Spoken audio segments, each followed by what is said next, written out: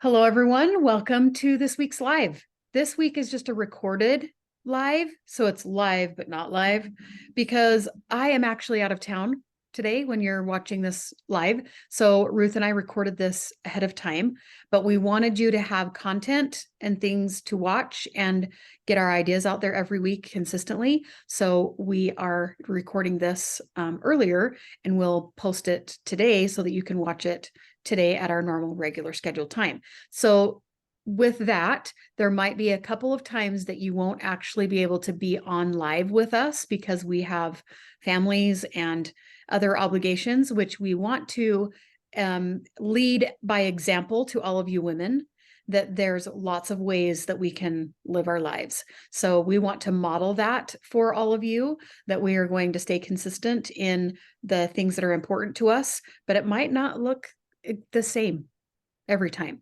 So this is a recording that we are doing. And this topic that we want to talk about today is a really good one. Ruth and I have just had a brainstorming session and there's so many things that we could talk about. So we've just narrowed it down to 4, but guaranteed that there are probably 4 more. Actually, there are 4 more things that we are going to add as we go to this particular concept. So if anything comes up for you as you watch this video, anything that maybe rubs you where you're like, ugh, I don't know that I believe that, or I don't know that I agree with that, or you know what, there's something there that I hadn't really considered, but I like it. So that's what we're trying to do. We're trying to just give you a few things that you can think of that maybe rub up against you, either that you agree or disagree, because we think that that's good conversation to have. It's good to be able to define what you believe. So today's topic is becoming a high value woman as a seeker of truth. So we have 4 topics that we want to talk about today. And the general rule or the general idea that we have is when you are a high value woman, you know what truth is and you seek that in your life with your goals, with your parenting, with your relationships, with everything in your life. You know what's true and you're constantly seeking it and bringing that truth into your life. So the first thing that I think we should talk about is becoming a high value woman as a seeker of truth when you are keeping promises. So I'm going to pass it to Ruth and see and have her tell us what her views are on keeping promises. So go ahead, Ruth. Okay. Well, keeping promises is a really big one. It's because it means you understand commitment. It means you understand your effect on the world, your influence on the world, and how other things depend on you or need you or are counting on you. Maybe I would say that I shy away from the word depend because to be codependent is something that we don't want to be. But if something depends on you because life is better with you, you're like in a symbiotic thing, they're depending on you. You've told them, I can help you in this way. And they're counting on that. You have promised. And keeping promises is huge. I feel like our generations, the younger generations they don't know how to keep a promise. And part of that, I'm sure, is they don't know what promises to agree to. Yes.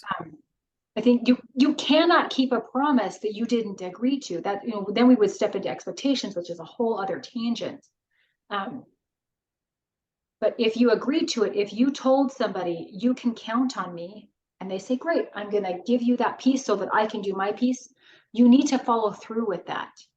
And the second that you realize, gosh, maybe I overpromised, you need to dive into that and how you can fulfill those promises still.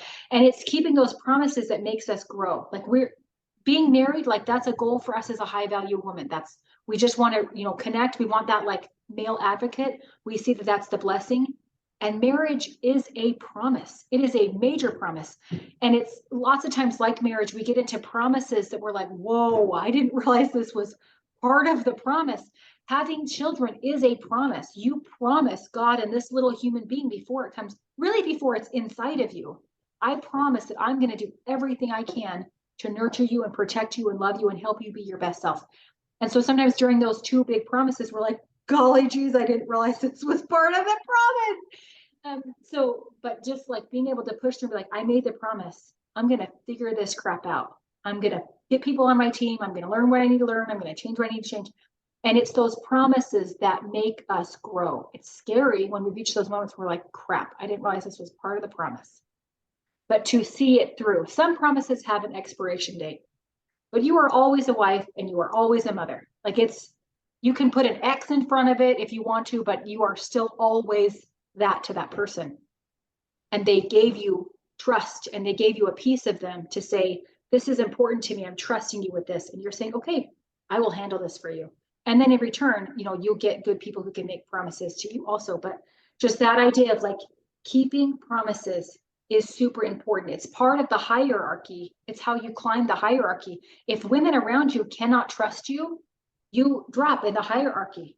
I mean, that's just how it is. And then also, if you can't keep promises to your like male advocate, he can't advocate for you. He's too busy taking care of the things that he trusted you to take care of. And by you keeping promises, you are now a team with him rather than a burden or a child or something he has to take care of or manage or blah, right? So keeping promises is super important for you in that like male advocacy line and in your female hierarchy. Mm-hmm. I love that because I think that, especially I'm thinking as you're talking, I'm thinking about being a mom and how my kids don't realize that they have agreed to do something for me, for the family, for themselves. They don't have that recollection. They didn't connect the dots that keeping your promise. Well, I didn't promise you. I didn't say those words, because that is one of the things that we're dealing with in this generation is everything is so literal, because you can get out of it if it wasn't said. But I think what we're talking about here is there are certain things that are implied, and we need to take responsibility for the things that are implied. If you say you're going to do something, that is something that you have committed to, and you should stand up to it. You should own it, right? So as your in your male counterparts, I think it's really easy to not want to do things and just expect your partner to do it because you don't want to. And I think one of the things that my husband and I have really worked on and it's been at the front of our minds is not expecting or wanting them to do something that I can do. Like, I don't expect my husband to do something that I have the capabilities of doing.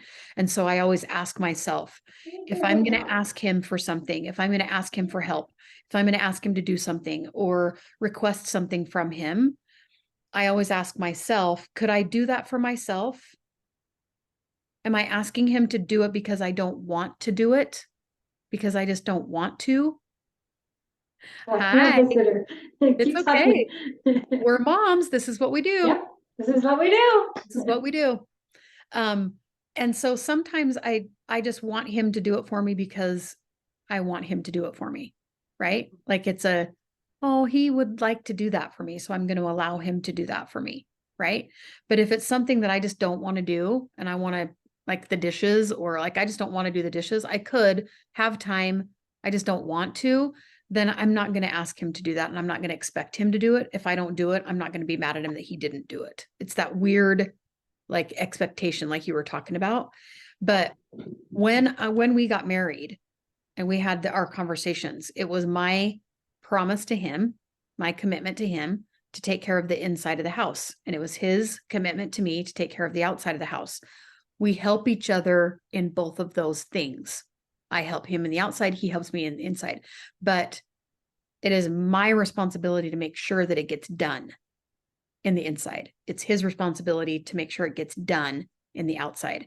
And part of that is asking for help, making requests, communicating, those kinds of things. But I have made that promise to him. I've made that commitment to him. So, Yes. hi, buddy. And I think again, I'm like writing a note. Now we need to talk about expectations in a different Yeah. meeting. Yeah. But promises are agreed upon.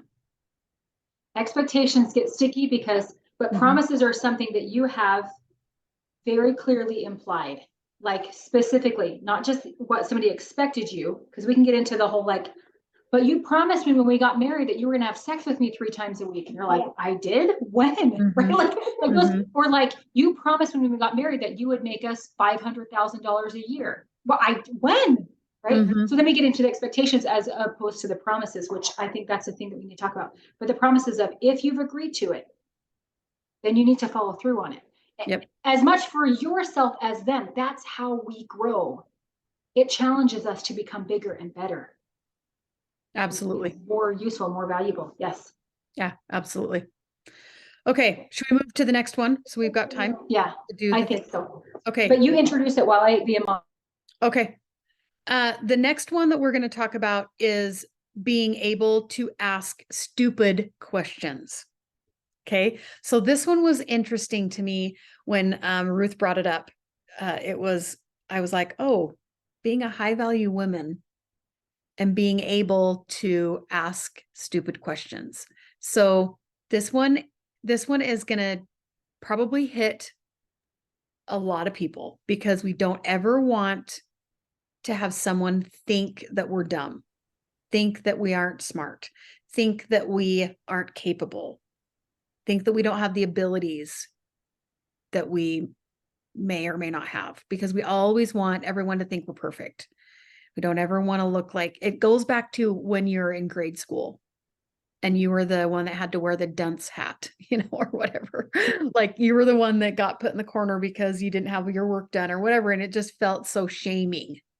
And I think that's what this really kind of hits on, is the shame that we put on ourselves. If we don't know the answer to the question, then we feel inadequate.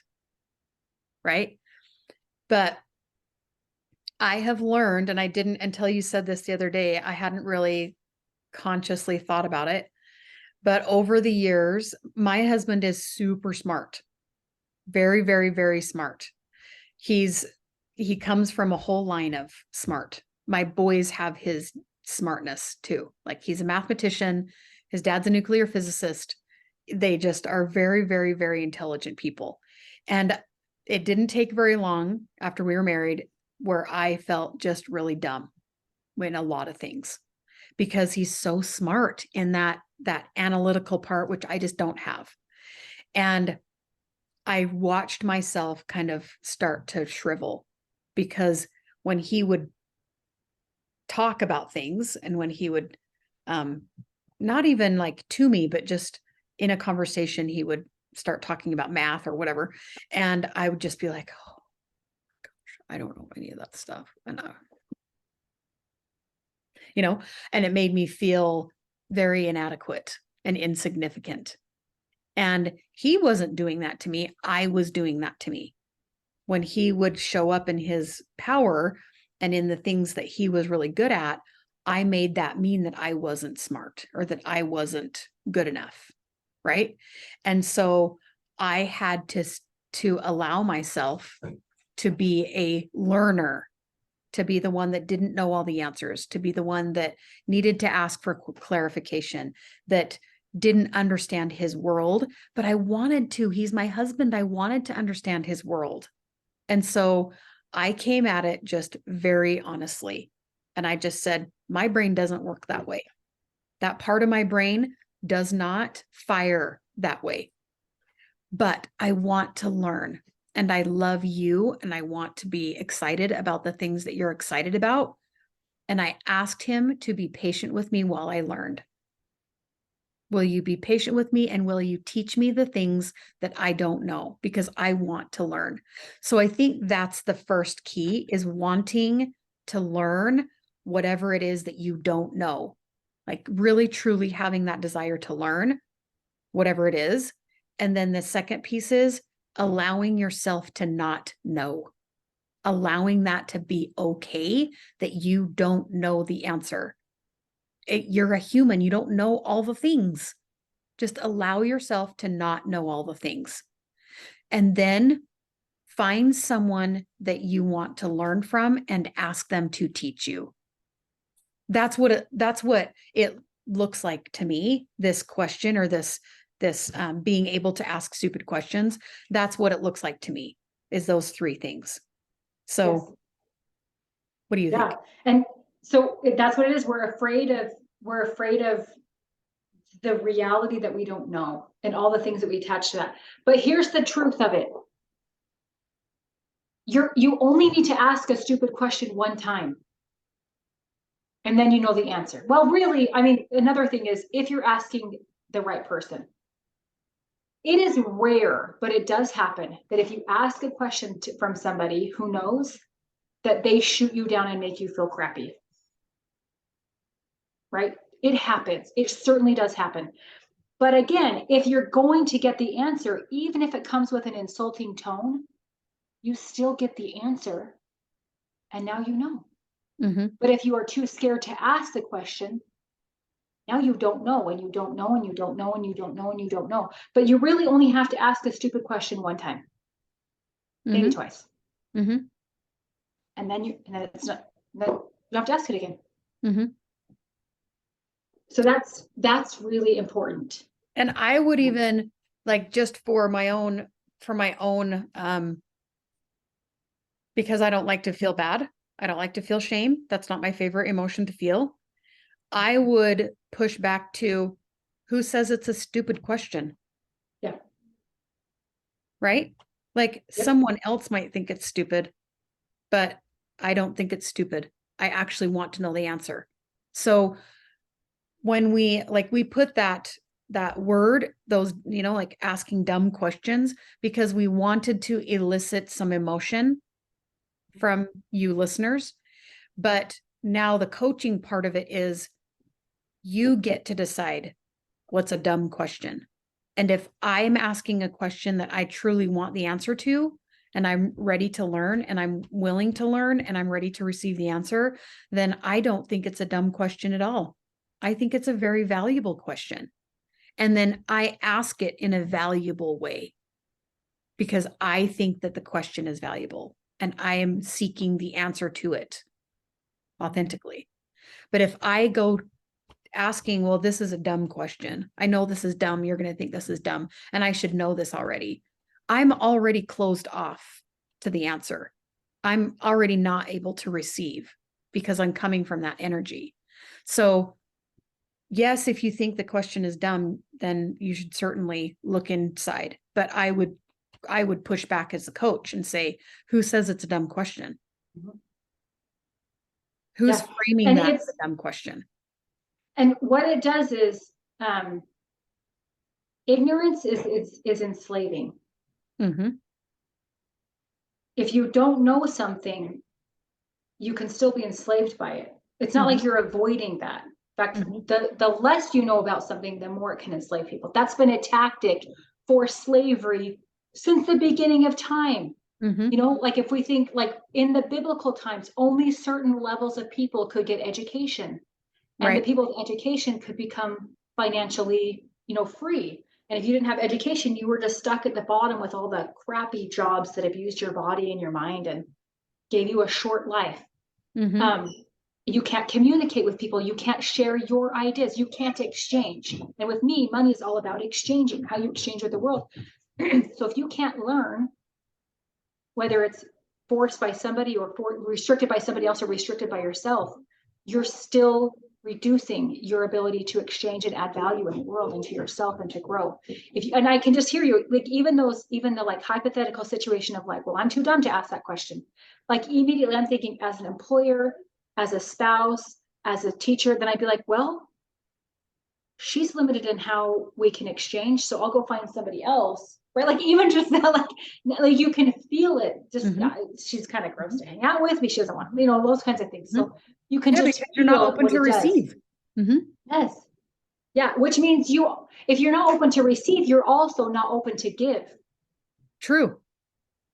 Like it's just you have so many wonderful things to give. So if this one question is the thing that would break open your ability to get to that next Mhm. opportunity, right? So you need to be able to ask questions and so that you're not enslaved. Like too many things Yes.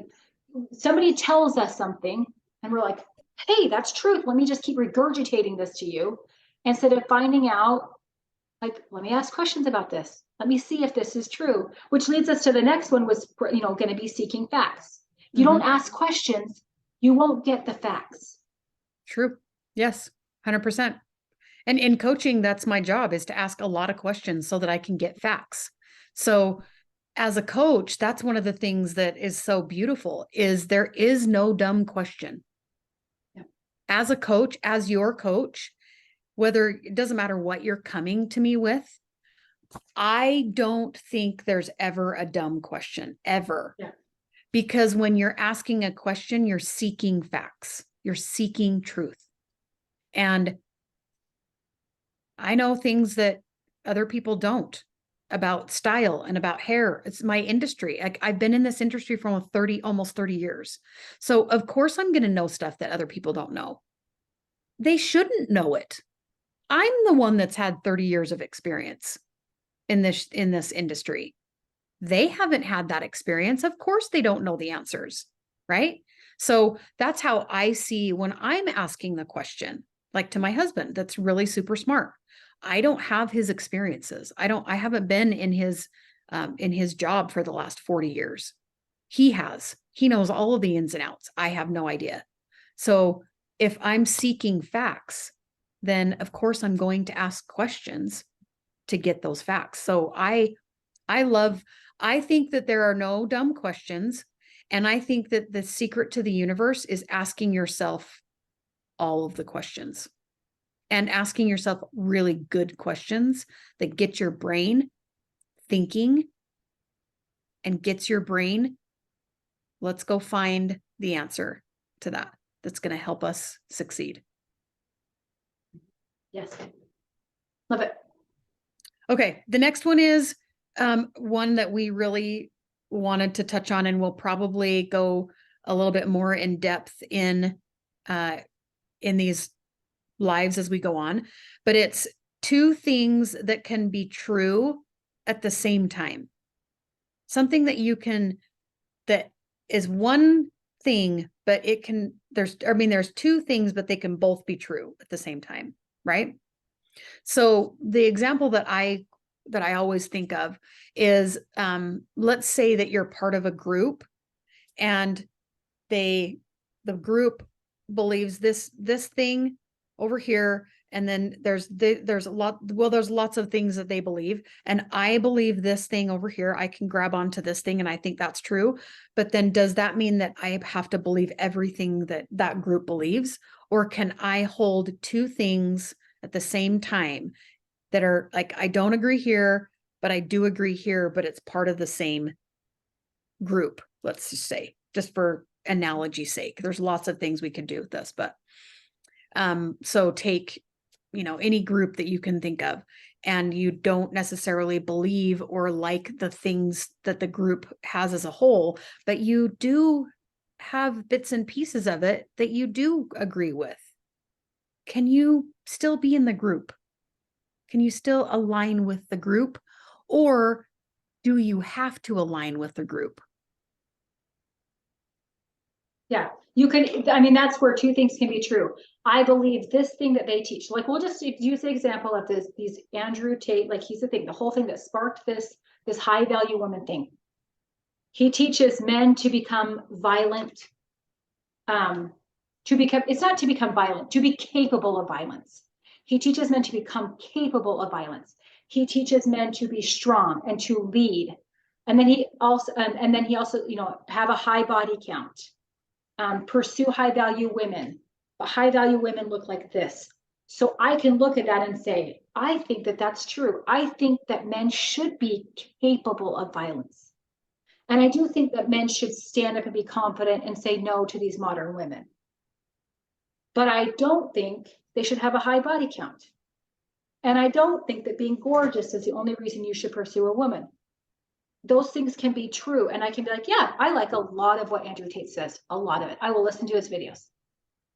But I don't agree with, I think he's a great leader for men in a lot of ways. I can say that, but not. And here's my example. This is when it clicked for me. So I have a cousin. He was a beautiful man. He was, national winner in all kinds of fitness competitions. He was on the cover of a magazine like 3 times. There's a cover of Arnold Schwarzenegger reading the magazine, and my cousin is on the cover. But he always, watched Arnold Schwarzenegger. He was a great man, super kind, hardworking, just like an amazing soul. He also, drugs were a big thing for him. He ended up overdosing. That's how he died. So and he just, had a lot of demons he was fighting with. And, he was, using drugs, however he was using them, and it won. So at his funeral, there were always lots of comments about, this man was this way, and he was so wonderful, all of his good qualities, but he was an addict. He struggled with this, and that word "but" is very like, everything I say after completely invalidates. And I just thought, why can't it be and? Mm-hmm. He was a wonderful human, and he struggled with something. Mm-hmm. And we do that in relationships as women. Like we'll just use the mother example that we talked about, because it's a thing for me. I get angry, right? I yell. It's something that I'm working on. It's something that, I don't know if I can say it's a generational thing, or if I can just be like, it's a human thing, and I'm still immature and I'm working on my tools. So I can say, I try to be a good mom, but I yell at my kids. Mm-hmm. Or I can say, I try really hard to be a good mom, and I struggle with this yelling thing. Or we can do things like, in the Christian world, pornography is a really big problem. It's a huge problem. A lot of our men are consumed with pornography. So we can say, my husband is, wonderful. He's a provider. He's whatever. He's got all these qualities, but he cheats on me on the daily. I can't trust him in anything. But you can take the piece and say, I can't trust him here, and I can trust him here, here, and here. 2 things can be true at once. Your spouse can love you intensely and still struggle with something. You can love your people intensely and still struggle with something. One doesn't have to invalidate the other. Again, like, just because he loves you doesn't mean this thing over here is okay. Just because my cousin was wonderful, it doesn't mean this thing is okay. Just because I try really hard to be a mother doesn't mean this behavior here is okay. They can be true at once. They don't have to invalidate each other.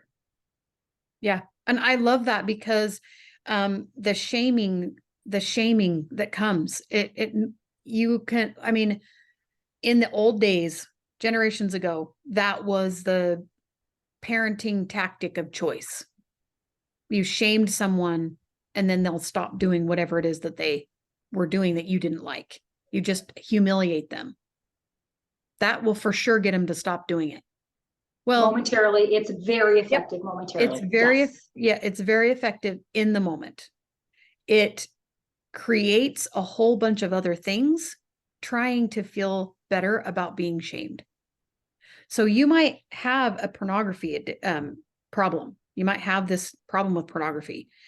The more you're shamed about it, it might stop the pornography viewing. You might stop that actual act, but it will create other things, because you have to get away from the shame. And our human brains don't realize that shame comes from telling yourself that you are not a good person, that you're not good. And that doesn't feel good. Your brain is going to try to protect you from that. And it's going to create whatever means of dopamine it can. It doesn't know that drugs or whatever it is that you're going out to get, candy, food, whatever it is, to soothe yourself, is creating another problem. It doesn't care about it. It just needs you to be happier. It just needs you to seek pleasure. That's our brain's job, right? Well, So shame is smothering, it's not healing. yeah. In fact, shame is one of the highest correlations between like changing behavior. Your level of shame is the greatest indicator of whether or not you will continue an undesirable behavior. The higher the shame, the less likely you will change what you want. Mhm. The lower the shame, the more likely you will change what you Mhm. want. So coming in with this shame, that's why this two things at once can separate you and let you focus in on the things that are true. It is true that my cousin was an addict. It is true that I yell at my kids. That's true. Mhm. So that doesn't mean, but it lets me isolate it instead of saying I am a horrible mother. Mhm. That's just too big. Mhm. Mhm. It's too big to just be like molecularly, I'm a Mhm. crappy mom. But Mhm. if we can say, I yell at my kids, I need to work on this one thing. I am a good mom Mhm. who works on my crap. Mhm. That feels so doable. It is doable. Mhm. Yeah, it's completely true. It doesn't matter what it is. If it's the kid's behavior, you have a kid that is is acting out with behavior that you don't like. That doesn't mean they're a bad kid. That doesn't mean, and I see it a lot in my coaching when I'm coaching moms. They don't like the behavior that their kid's exuding because of the because of what they think it means, they think it means about them as a mom, what they think it means as to the child, what they think it means in their family, like whatever. They have all these stories, right? And when we get into coaching and I start digging into it, we don't like this behavior that this child is doing.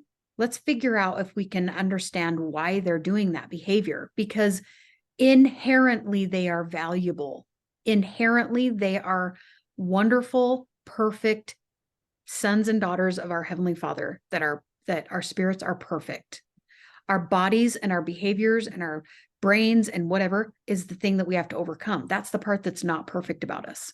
So let's try to separate those two, because you get a whole lot more ideas as a parent if you can separate the behavior and the action from the child or from the Yeah. spouse. The action, the behavior of let's say the pornography viewing, from the person. Mm-hmm. Yeah. And I think a lot of this seeking the truth, we turn it so personal. Mm-hmm. But through working with other people and working through, like, I have been the child that is misbehaving. And I don't see it as I'm misbehaving. I see it as I am struggling to survive. Yes. It's all I know what to do. And I believe very firmly that everybody does the best they know how. And if they can't do if they can't do it, it's they don't know how. Mm-hmm. So, my kids can now talk, but when they're little, and my kids have incredible memories. My daughter has memories of like 18 months old, a year old. Like, this is nuts. But it has been a huge gift to me because she can articulate, like, oh, I was thinking this. And I'm like, because Yep. I just turned it into this personal thing. Mm-hmm. Like she's just trying to take power from me or like whatever it was. Mm-hmm. But that wasn't the truth at all. Yeah. But to get down to her level, I did do this. I will give myself credit. I did do this a lot. But when I got like other voices putting in this, like, well, she's just this way, I started to listen to that more, thinking I was ignorant. But I was actually going a really good way before I had all that garbage, just to get down and be like, what are you seeing? What are you feeling? Mm-hmm. What are you experiencing? Like, what facts am I missing about this situation? Because that inherent, like, people do the best that they can with what they know how. Yep. So, like, are you 100%. tired? Are you hungry? Am I expecting you to behave better than I would or that I am? But Mm-hmm. just getting the facts and allowing two things to be true at once. You can be a good kid and still like lose your crap when you're tired And hungry. and hungry or I live in it. overstimulated or Yep. bored or Mm-hmm. hot or Mm-hmm. Mm-hmm. yeah. Yep. Yep. Yeah. I have all boys, and it is crucial for me to keep food, an abundance of food in this house. I learned that very, very early on, and they eat all the time. The kitchen's never closed, which I talked to other moms and they're like, that would drive me crazy. Like, I want them to be happy. I want them to be happy. I never want them to think that they don't have any food. I don't ever want them to feel like they're hungry and they can't feed themselves, because that is a survival instinct. And that is going to create a whole bunch of other things that we don't want. Right. So that's just one of those things that I just have to make sure that I have, like, and if they're hungry, then they don't act the way that they should. They don't do the things they should. They don't do the things I want them to do. And it's good to you too. Like, am I turning this into a character thing, or is this a circumstance thing? Mm-hmm. Like, maybe I just need to be aware that maybe this kind of diet that I'm on, or this way of eating, it's not nourishing me and I'm too hangry. Mm-hmm. Or like, maybe I really need to put down the social media and go to freaking bed, Mm-hmm. because I'm turning it into a character thing that I'm just an angry monster. Mm-hmm. But what it is I'm not sleeping. Mm-hmm. All those things. Like, what is Yeah. the fact? And again, that comes with asking stupid questions. Mm-hmm. Asking questions, asking Yeah. questions, asking Yep. questions, asking questions. Yep. Okay, we are going to wrap this up. I think that we've had some great discussion here. We have several other things we could have hit on, but we're trying to keep these a little bit shorter. So we're going to continue the conversation next week. I think we're going to dive into compliments and impeccable honesty. Those are two things that we really wanted to discuss. So that might be coming at you next week. We'll have to decide what we decide. We'll have to decide what we decide. We will figure that out. So thanks for joining us, you guys. Leave comments, people. Tell us what you want. Yes, leave comments. And this is a new series for us. And so we would love to hear from you. We'd love to hear from the people that are watching and what you guys think about it. And it would be great to start a discussion. That's the reason that we wanted to do this, is we want to start a discussion about this. So if you have things that you want to push back on us, we're open to that. If you want to agree with us, we're open to that. So just conversation. There's no dumb questions. Remember, we already said that. There's no dumb questions. So, and there's no dumb responses. So please leave your messages. And also, we would like to open this up to coaching. So if you, on the ones that we come to live, if you would like to ask us questions because you're curious or you just want to have a conversation, we are open to bringing you on and doing some conversation and some coaching. So that is coming in the future. So keep that in mind. But if you are watching this, put in the comments that you watched it. We would love to see your smiling face in the comments. So until next week, thank you for watching. Thank you for being with us. Share it with your friends and leave comments, and let's get this message out to as many women as we can, and men.